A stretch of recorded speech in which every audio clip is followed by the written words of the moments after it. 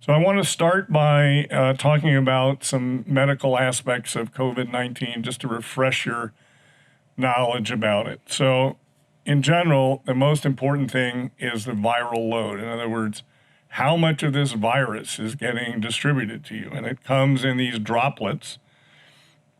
And the droplets come from talking, yelling, spitting, sneezing, whatever.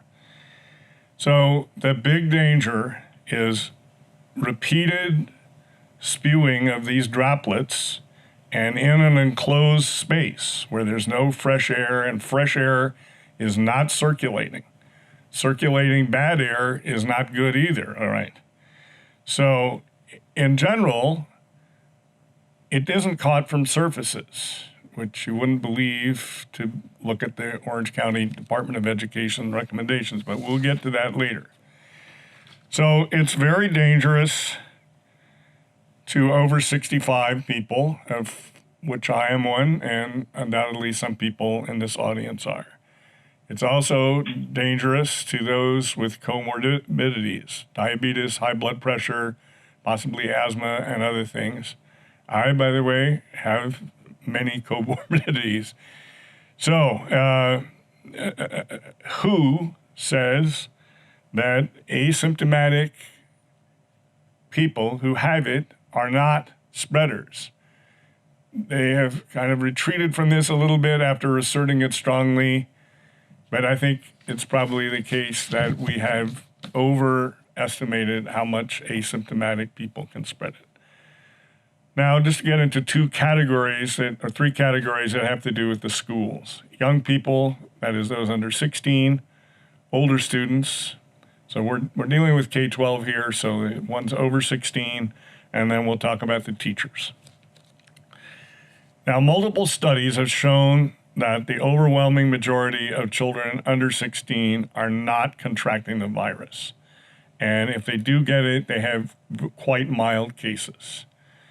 Also, children have been super spreaders for some diseases like regular flu, regular influenza, but not for COVID-19.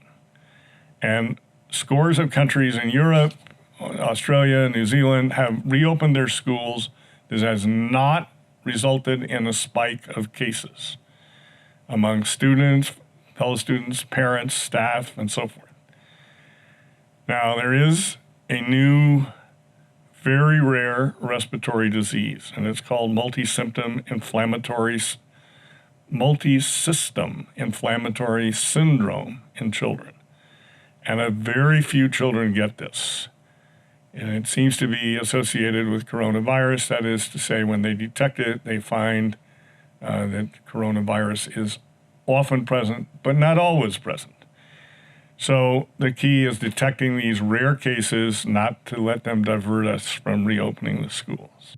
The older students, those over 16, we should treat like adults under 70.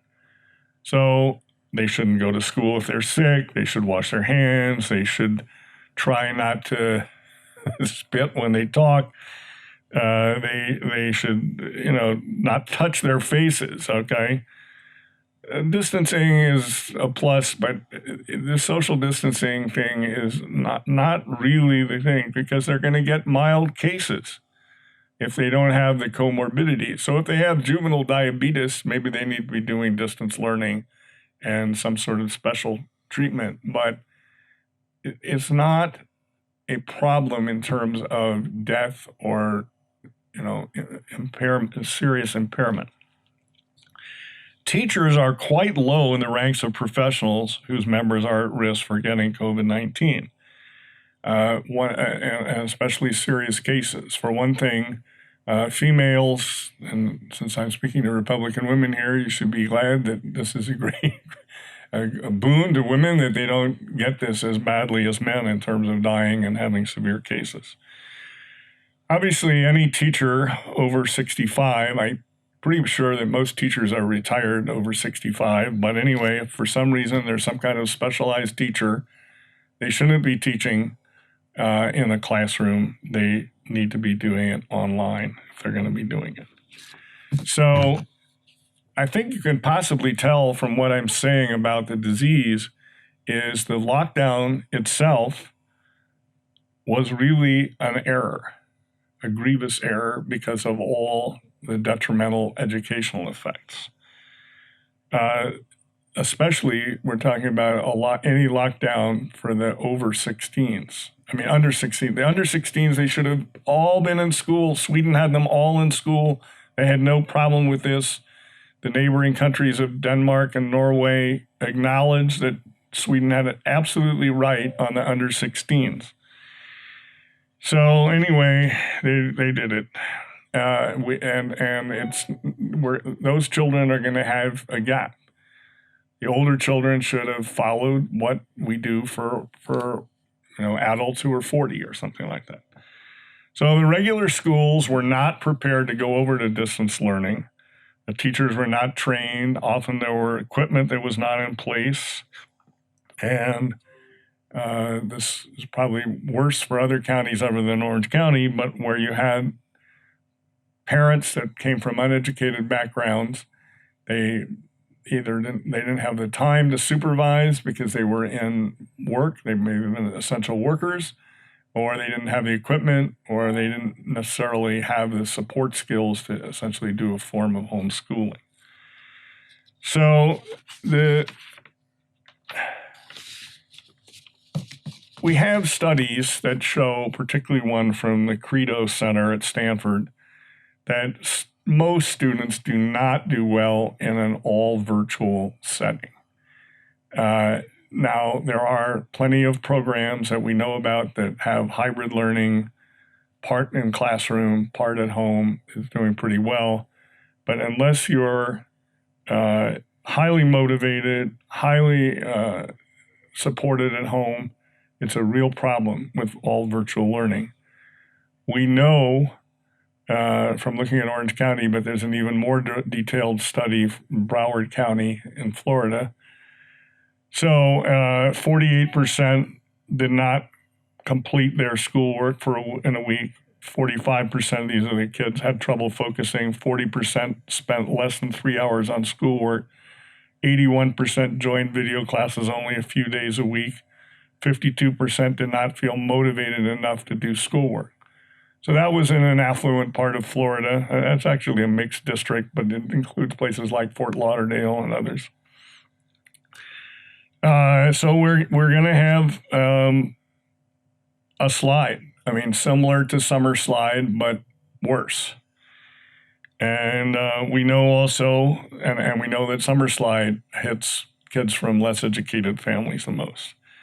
There's a great Canadian study of a prolonged teacher strike and what happens.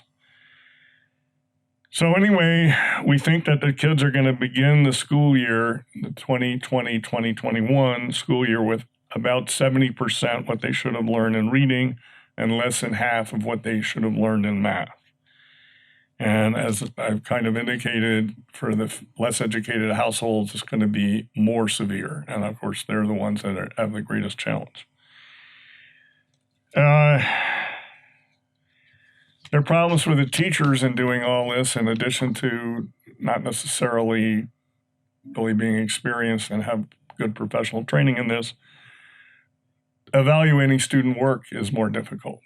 Testing kids is more difficult. Grading kids is more difficult. If you just give them pass-fail, then what's the motivation for the students to do anything? Same if you say, well, we're only going to grade you on the work that you did up until the lockdown. Again, what's the motivation for the kid to do anything? So you could see those numbers from Broward County about how the kids were slacking off or having technical difficulties. Cheating is also extremely easy with online learning and any kind of testing and evaluation. Now, Fullerton here in Orange County is considered one of the most seriously involved in using online instruction before the lockdown. And so they had for a school district, they had a pretty good move into online instruction, virtual instruction, distance learning. These are all the same thing. So they had a pretty good experience with putting into effect. Nonetheless, listen to this. Attendance has been perhaps the largest challenge, said Gina Jackson, math teacher at Fullerton High School, who is also the math curriculum specialist for the district. Only about a third of her students have regularly attended. I mean, that's a huge number.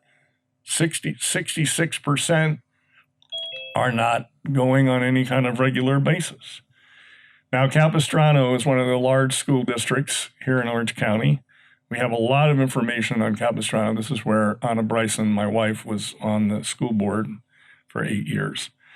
But anyway, they did an elaborate survey.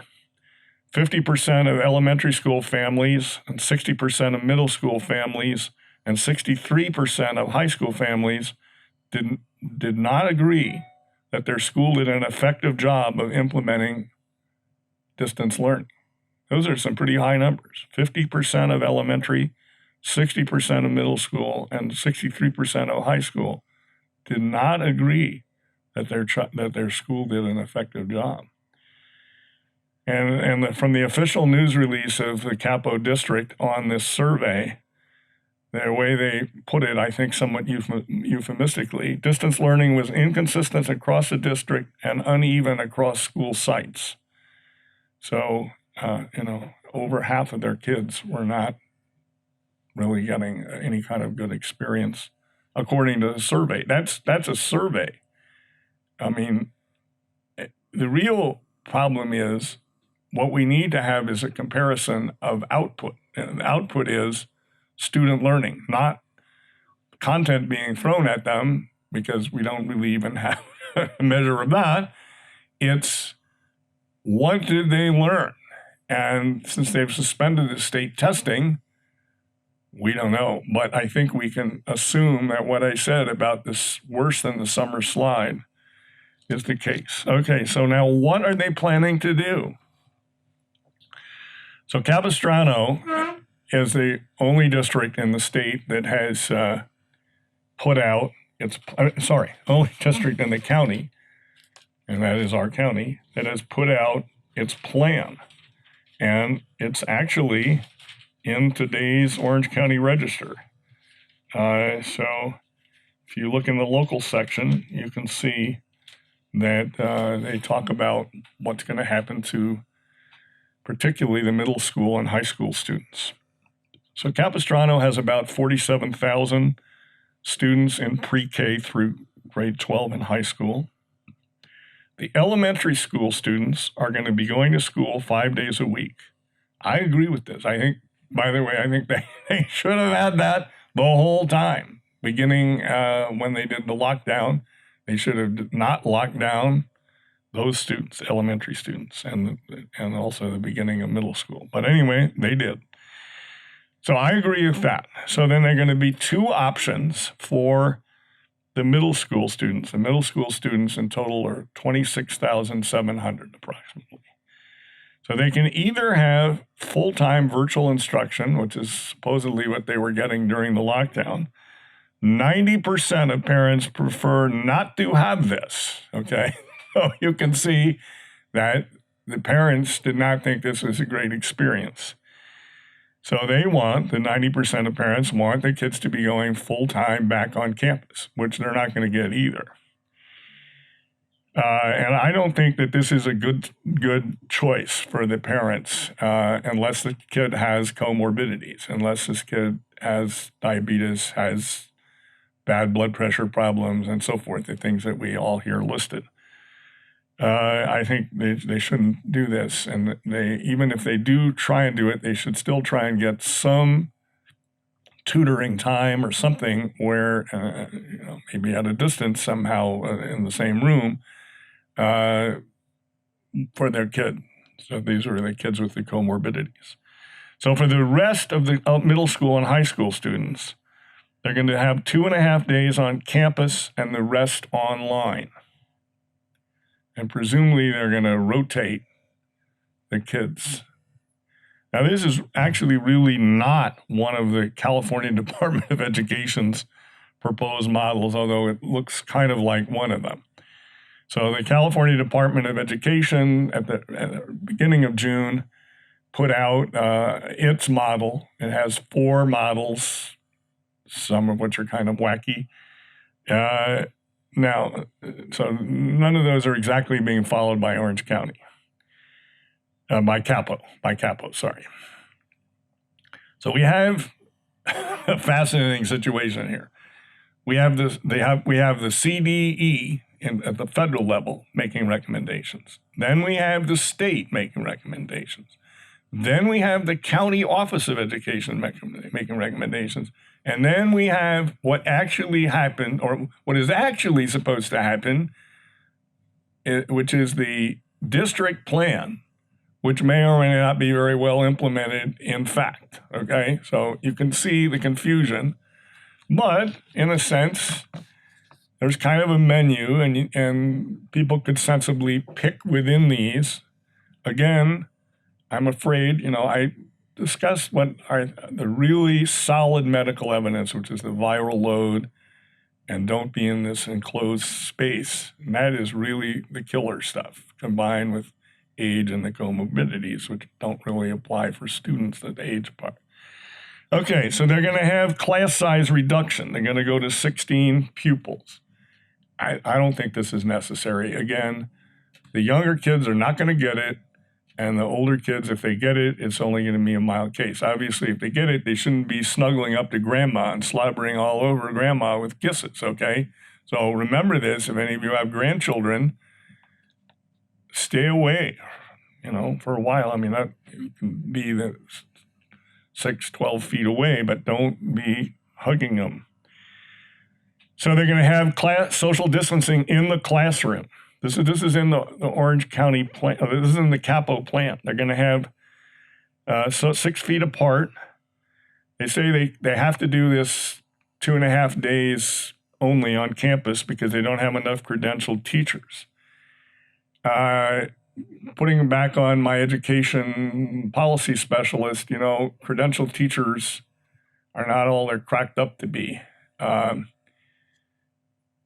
We have studies where we have people that are, not credentialed. They, for some reason, are teaching, and we match them up against the same kind of students, and the credentialing does not add value, and it acts more as a cartel that blocks other qualified people from going in. So let's say you're an industrial chemist and you want to leave the industry and go teach chemistry in high school. Well, you can't do it without a credential. Hey, the fact is that chemist that were to come in, let's say he came in as some emergency credential, he's going to do as well as the average of the credentialed teachers.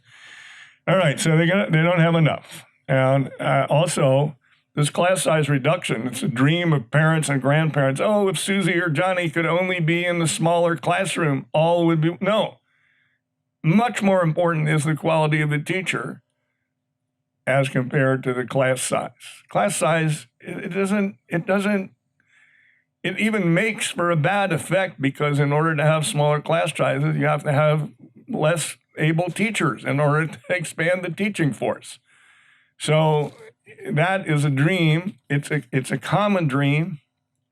Politicians and policymakers and school officials that want to have it would be much better to have 50 kids in a class with an excellent teacher than to have 16 kids in a class with an unsuccessful teacher. Think about it.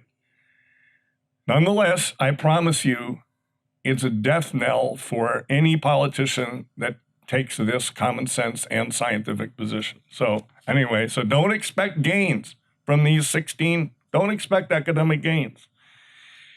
All right, so they're going to have hand washing stands all over the place at Capo. I think that's fine. They have not made decisions yet on a bunch of other things. Compulsory mask wearing. I think I'm the person who's putting them down. Actually, of course, the Romans did not have that position. It's actually the opposite. Death is this, and This is kill, I believe. No, this is save. This is, I forget. But anyway, it's not what we think. This is kill, this is save. One of them is this, and one of them is this, and there isn't this. All right. You can find it on the web. So the Orange County office recommends all staff must wear masks. Teachers can use face shields. Students should be encouraged to wear masks or face shields. So that's the county office, and they are reflecting the state suggestions. They have no news yet at Capo on bus seating.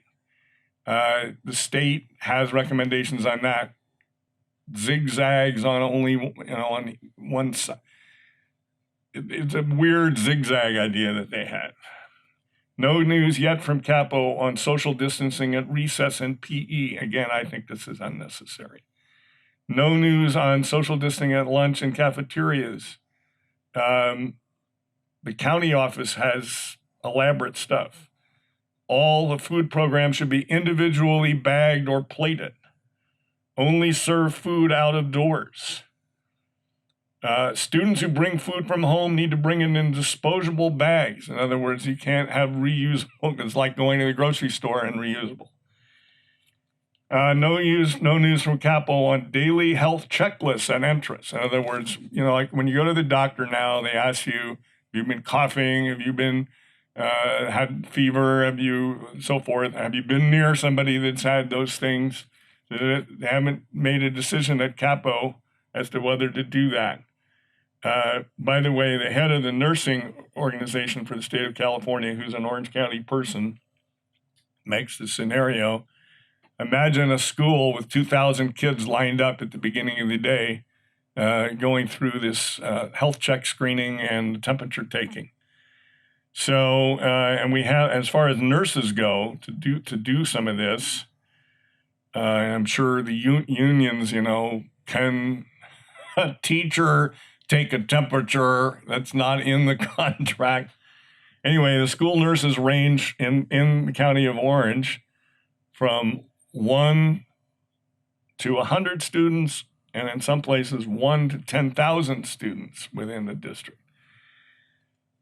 So the last aspect of this is Capo has to deal with the fact that the state budget looks like it's going to be cut in education.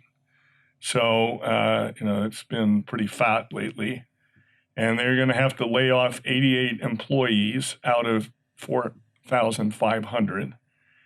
So they're going to lay off 10 pre-K teachers, 57 pre-K aides, and the rest are mental health staff.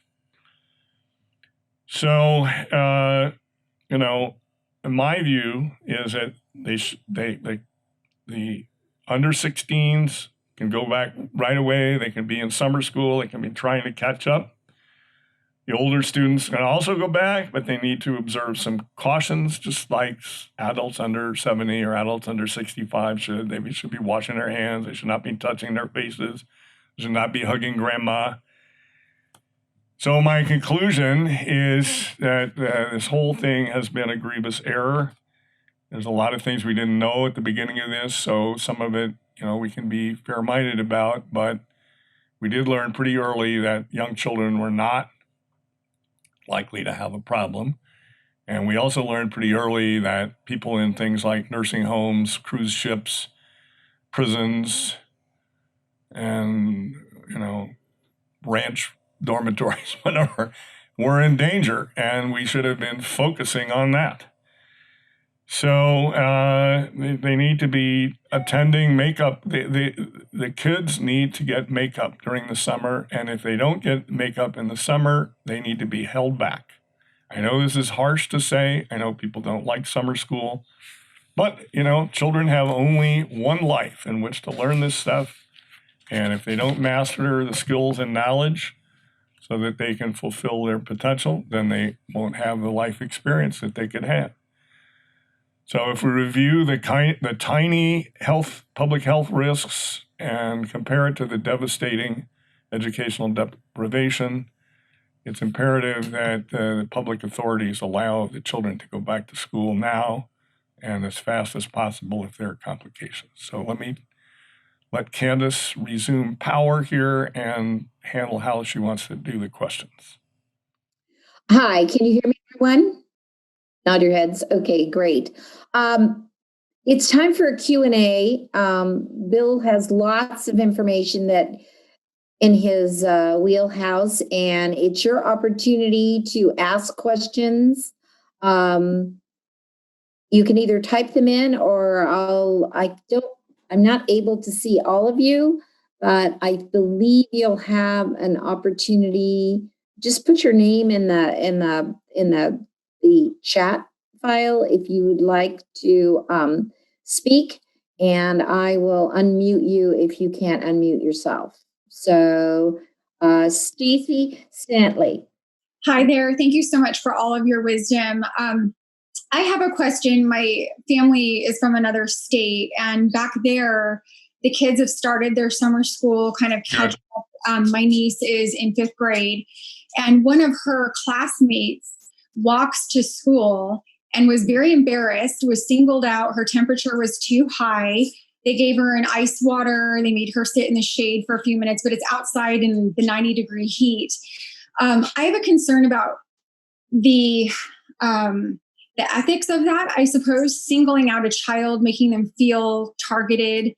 How is that fair? And is that accurate to do that? I guess I'm just concerned about the way that child felt, her mental well-being, feeling singled out because she doesn't have a ride to school, has to walk to school. And it's unfair for the staff to have to sit outside and supervise her until her temperature came down. Do you see any problems with? I think there's a lot of problems here. I mean,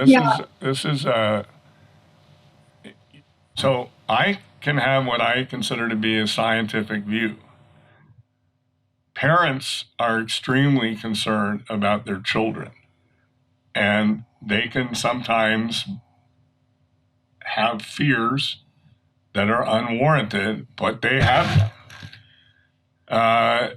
On the other hand, there is compulsory education laws. Now, if it were up to me, I would relax the compulsory education laws and say, if you want to do online learning, okay. Teachers are also potentially panicked. It's not just parents that worry. Teachers have lives that they want to lead, and they may also have unscientific views, but they have them. And some of the things that the districts are going to do are not going to be warranted by actual science, but they're going to be done to make people feel better. And I can't really say that's evil because people are going to do it.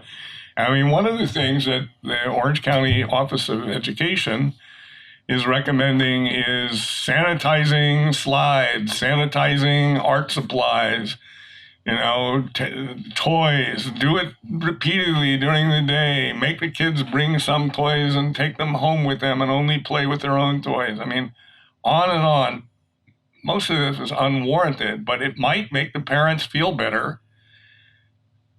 On the other hand, you're pointing to something that might make a child feel worse.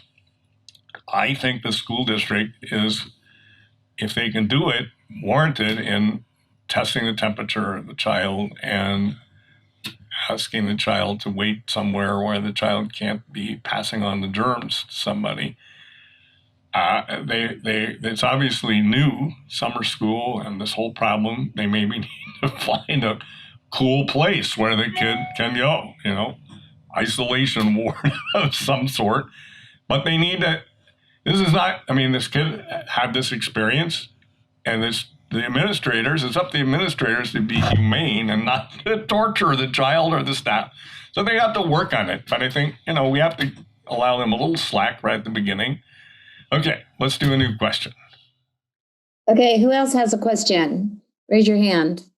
Okay, Joyce, unmute yourself, my dear. Can you do that? I think you're unmuted. Go ahead. Yes. Are the teachers' temperatures checked? Well, as I said, Capo has not laid out, so they're talking about in August, in the next board meeting, they're going to discuss firing these 88 people. Of course, the school employees union is going to be against it and is going to say, well, there's been this terrible traumatic experience. Of course, we need twice as many mental health people and so forth. So they'll have a fight over that. Often the unions win, right? We are all been around this. And so anyway, that's going to happen. They don't have the money, so I don't see where else they seem like sensible places to cut. I am not privy to inside knowledge on Capo's decision making. As far as whether the teachers are going to have to take temperatures every day, I certainly think they should if the students have to.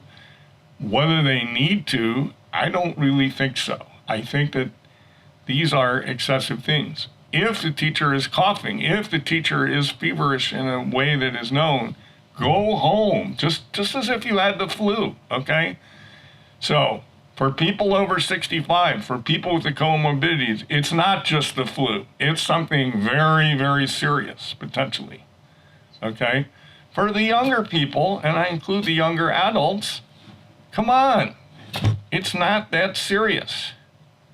Now, that's not to say that no one has died in the younger group. Yes, they have, but we also know better how to deal with it. We have things before ventilators that are working now that we know about. We don't have a vaccine, but we have intermediate remedies that are better now than at the beginning of this.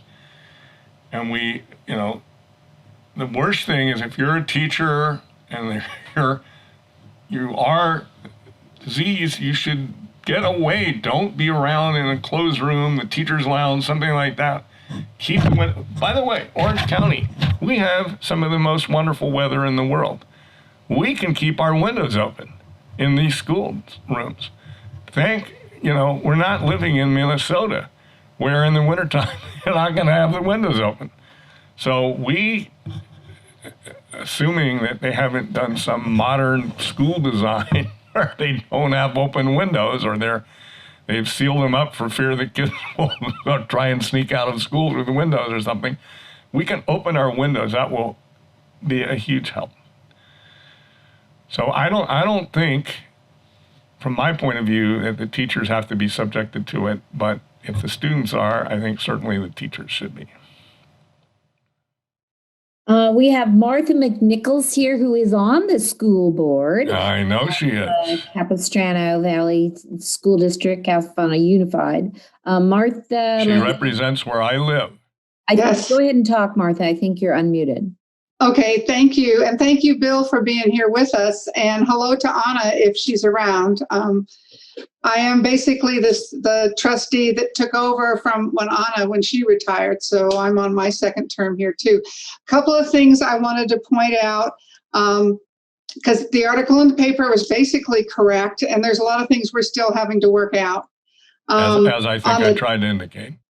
On the distance learning, when you said 50%, only 50% agreed that distance learning was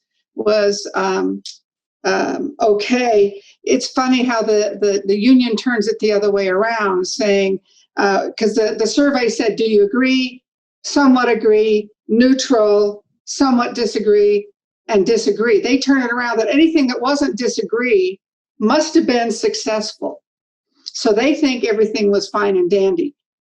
I tend to look at it the same way you did, where people were not satisfied with it. And we know there was some learning loss. Also, on a different survey on kids going back to school and teachers going back to school, there's about 25% of our teachers that are uncomfortable going back to school. Right. And that may be because they have comorbidities. That's a lot, by the way. That is. You certainly can't do this distancing in the classroom if you also lose 25% of your teachers. Right. Now we're hoping the numbers work out that those teachers who are not willing to go back in the classroom are willing to be the online teachers. That would be good, but especially if they're good at it. Because the problem is you're stuck with the union contract. And what the ideal thing from a management standpoint of view is to put the excellent teachers where they can do the most good and where they have the most skill in whether it's classroom versus online learning. But you may not have a choice depending on what your contract says. Well, we're trying to work through that, and that is an issue, but some of our teachers jumped in and were rock stars. Of course, Right. It was the teachers who were rock stars before distance learning continued to be rock stars. Right. The ones who were just barely getting by, distance learning didn't help them at all. Right. So they're the ones that really need the help from a teaching point of view. Now, what we're doing coming up in the fall, or what our plans are, is yes, the focus on the elementary to get them back in front of a teacher as much as possible, 5 days a week. Now and state law is friendly to that because you can, the amount of credentialed teaching time is more flexible for the elementaries. Right. On the other hand, we do have a physical distancing problem. Right. And that is Plus still, you have a student discipline problem. So if there's something that you don't want the kids to do, elementaries are less likely to obey. right. But even, to be able to send everybody, and I agree with about 99% of everything you said as far as recommendations and where we are and what's safe and what isn't. Unfortunately, we are bound by state guidelines and county guidelines. The thing is, I'm not so sure that's correct. I think that almost all of this is recommendation and guidance. I don't think these state public health recommendations or guidelines, I don't think they're compulsory. I think the district has the final authority. Possibly the Orange County Public Health Office has power over you. But I think the county's recommendations are very derivative of the state recommendations. I think ultimately it falls on you guys. I know there's a chronic thing in education. We have to illustrate something. It's not me, right? So I think actually the school board, which is you and your colleagues, you can't unilaterally do anything, of course. I think it falls on you unless, the Board of Supervisors of the county public health, and I'm not sure of their power over the district.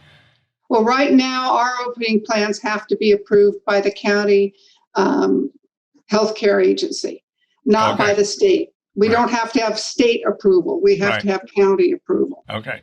And right now, they're still saying distancing, this whole 6 feet apart thing. And the article in the paper today was right. We don't have enough teachers to do that if we have to do 15 kids in a classroom 6 feet apart. I might also say from my own college experience, and admittedly this was in the 1960s, which was a time of much flightiness. When I used to have classes outside at Stanford as an undergraduate, people's focus was not there. I mean, it wandered. And so for younger people, it's going to be even worse. So if you're thinking of doing outside stuff, okay, but it's not going to be the same focus. Well, our plan is to do the outside stuff more as the PE and the art and the crafts and the music and any of the academic things would still be inside with the credentialed teacher. Makes sense. For elementary. We're still kind of stuck at secondary. We can't do that same model. We physically don't have enough space to do that few people in a class. There's just no doubt that this why do we have schools at all? We don't need schools. Why can't we all be like Renaissance princes and have one-on-one tutoring, right? The princess falls in love with her tutor, right? So the point is, the reason is by having whole class instruction, we can save money. We can teach a lot of kids at once. And both K-12 education and higher education, not so much graduate students, are based on a mass of people being there. And the fear of this disease it's very hard to do with 6 6 feet or 2 meters, in England. Yeah, I agree. It's very hard. And I think also it's not necessary. Yes, if you're visiting your grandparents, stay 2 feet, 2 meters, stay more, but these young people can handle it. We also have the issue of, even though it's guidance, it's also considered standard of care. And so we've already been threatened with lawsuits on both sides. Right. Saying, this whole thing is going to be a festival of lawsuits. Yes. And our attorneys have told us that we still must, at this point, we need to comply with the distancing and the personal protective equipment, whatever that guideline is at the time. Worthless. In order to avoid liability. And I guess in answer to some of the questions about taking temperature, right now that is our plan, to take temperatures of staff and kids, and to have an isolation area every day. If there's an issue, there's an isolation area. In order to avoid the 2,000 people lining up at the same time, we're talking about staggered start times, which is crazy. Very, very tough for scheduling. I might add. Very tough. So there's a lot of issues that. One of the other ideas that I've seen for Orange County is have multiple opening sites around the school. Well, okay, but then remember the school shooting problems. The school shooting problems are created by ease of entrance or lack of controlled entrance. We just shut down most of our alternate entrances. The trick is to threaten the school shooter with coming down with COVID-19, and you solve the whole problem. Okay, well, I'll stop talking and let you answer some of the others. I think this is a wonderful exchange. I'm delighted to hear what you're saying. And Martha, I think you've been an excellent school board member. Even the few tiny times I might have disagreed, you were always rational in why you were doing it. I do have to say, I have gotten a personal email back from Dr. Clayton Chow at the Orange County Healthcare Agency, which I thought was strange that I'd actually get a response.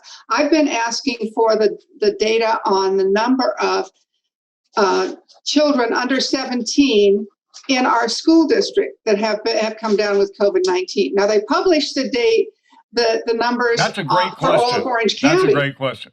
By the way, I have a column that ran yesterday or the day before in Real Clear Education, which is a website. Mm-hmm. So if you put Williamson Evers, I have a long first name. It's not the regular William, it's Williamson. If you put Williamson Evers, Real Clear Education, okay, you've heard most of it in this talk, but there are links embedded in that column to answer some of these questions. In other words, what happens to, what kind of numbers do we have about young people getting this and things like that? So there's I wanted to get it. I asked for it really local. You want it for here locally, which I don't have in that. It's because they publish every day. They publish right.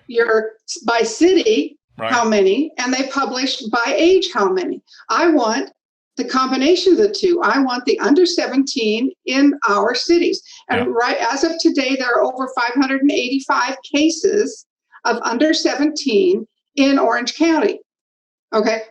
I'm willing to guess that less than 10% of those are in our school district, but I can't get that number because that would give us a lot more confidence in what our plans to open are. So, I'm encouraged by the fact that at least I got a personal email back. So my suggestion is that you approach the supervisors. Okay. So when they first started reporting, if you were a Register reader, Orange County Register, which I am a person who gets 5 newspapers, physical newspapers a day, and the Register is one of them, you notice at the beginning they were not reporting the cities. Mm-hmm. And the supervisors, I believe, caused them to start reporting the cities, and then they have like a residual category where, they're in an area that weren't enough to report. They were afraid it would or county area. Yeah, right. Unincorporated. They have a residual pool of people thing. So I think if you ask us, tell the supervisor that it's important for planning for the upcoming school year, and we don't want county government standing in the way of this. I have included Lisa Bartlett, who is our 5th district supervisor, on all my correspondence. Have not heard a thing back from her.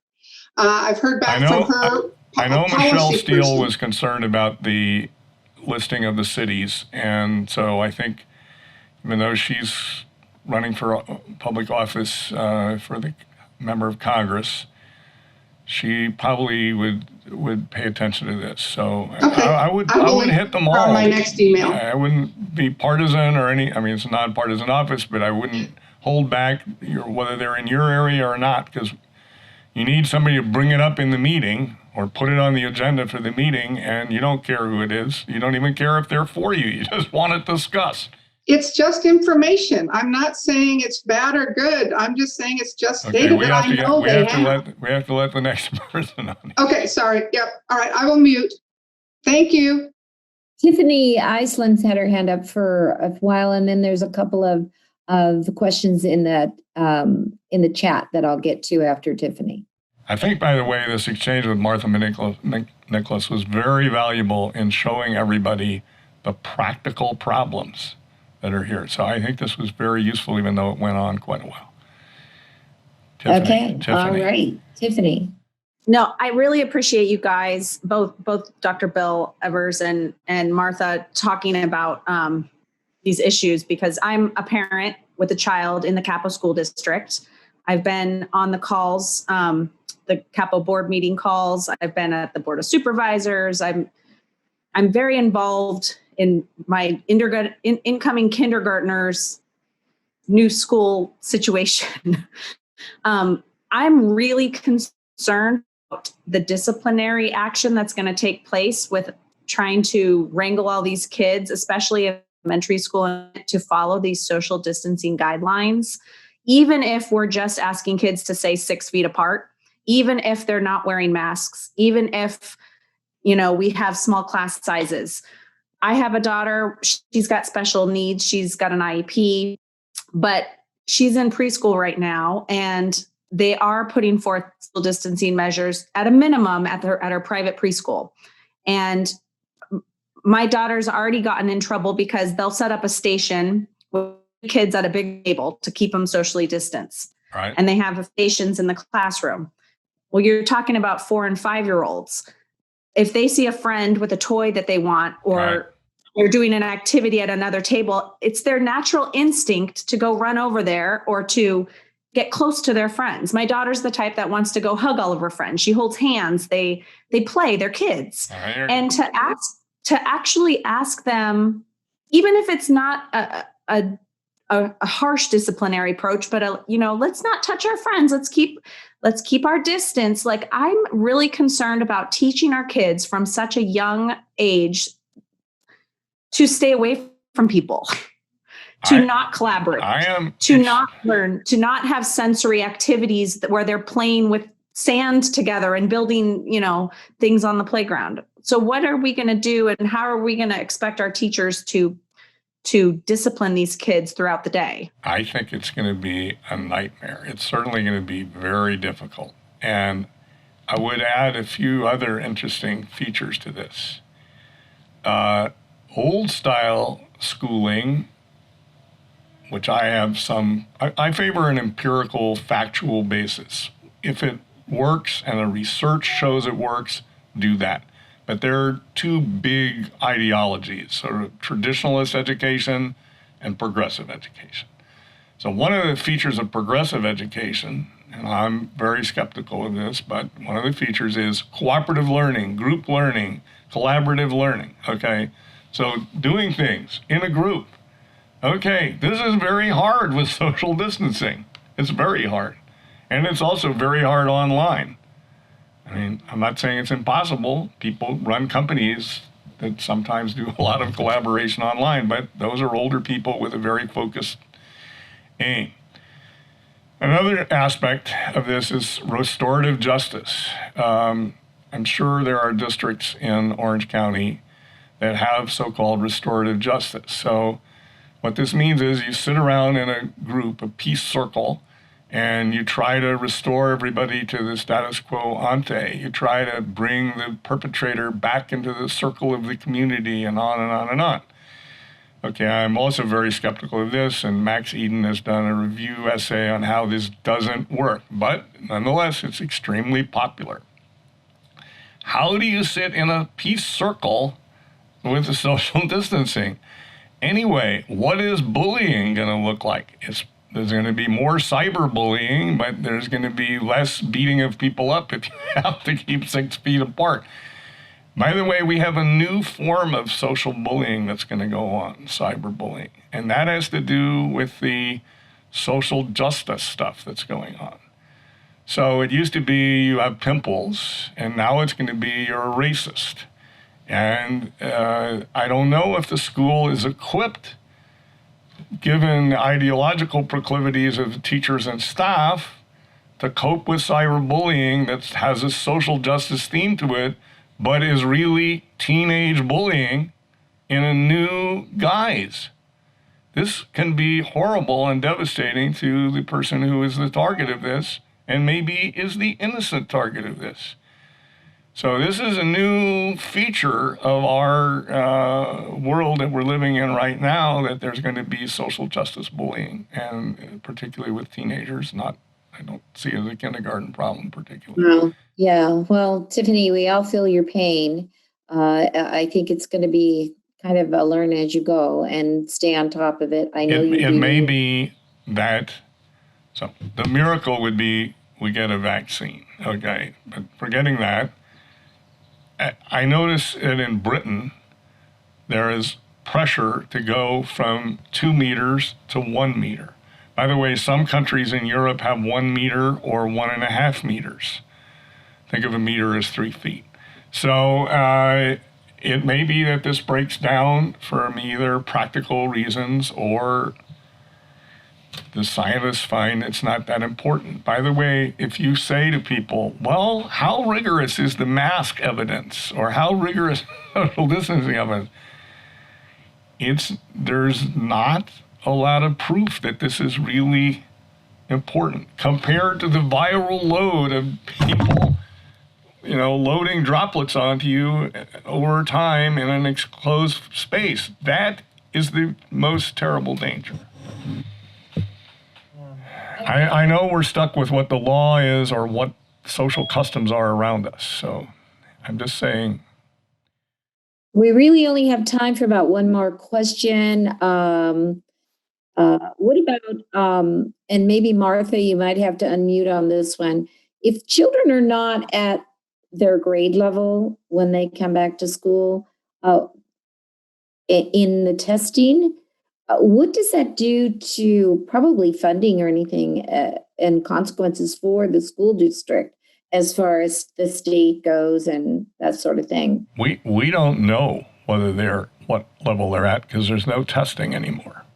Oh, and great. So the district has to make a guess. Now they get their ADA, whatever grade they're at. Go ahead, Martha.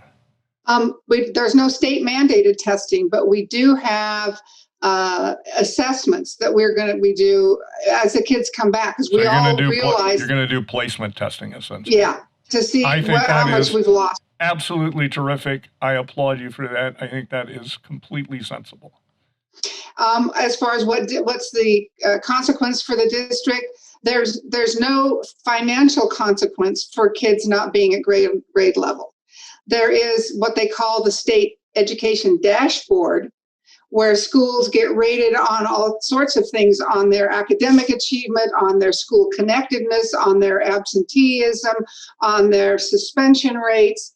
And that's where we would get, it's not a number anymore, it's a nice color. Well, you want to be blue and green, but if you're orange and red, that means you're bad. So we get graded on that. So it would be just it doesn't really have any, first of all, it's stupid. I mean, it used to be there were numbers, or in some states there are letters. This colored dashboard is a travesty of accountability. But anyway, It's we going have to to be do in, it. it's going to be Yeah. in terrible trouble since there's no test data in it, and so the state may not even issue it.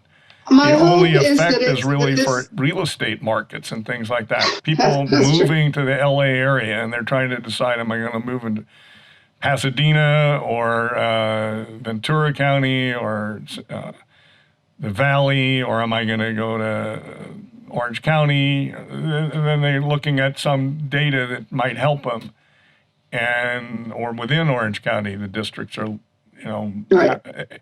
But I think again, My hope is that at least at the elementary level, that our crisis is temporary, and that if they miss a semester or even a full year, our elementary kids, I think, have a chance to catch up. My concern is about the sophomores, juniors, and seniors in high school. If they miss a semester of Spanish 2, are we going to promote them onto Spanish 3? if you If do, they you're miss a crazy. If semester you do, of you're crazy. They don't know it. So the high schoolers are the ones I'm more concerned on the learning loss, to tell you the And, truth. in math, just think about when you took geometry, all of you. Okay, let's say you didn't learn some segment of it. You have to go back and learn it because you can't go on. It's a architectonic system. It builds on itself. Math builds on itself. If you don't know some big block of something, you have to go back and learn it. All right, Nancy, you want to finish? It was your question. Go ahead. I will. So my stepson is a 5th grade teacher in El Cajon School District. And I talked to him about the students, and some of them aren't testing at grade level, but they're advanced. They're advanced to the next grade. And so this learning deficit to me has an ongoing negative effect on the students' academic achievement, but also in their self-esteem when they're not keeping up with their peers. So it just seems to me to be a vicious cycle. Well, there's self-esteem problem if they're unable to work as well as their co-peers. There's also a self-esteem problem if they're held back. My own view is the most valuable self-esteem is based on achievement. It's based on actual work and accomplishment that you do. And you just have to keep telling your children or grandchildren or stepchildren or whatever, be proud of your accomplishments. Don't let the others have a sticks and stones attitude. Sticks and stones may break my bones, names will never hurt me view of these other things, because life is learning to let that just slough off of you. It's hard, but that's part of growing up.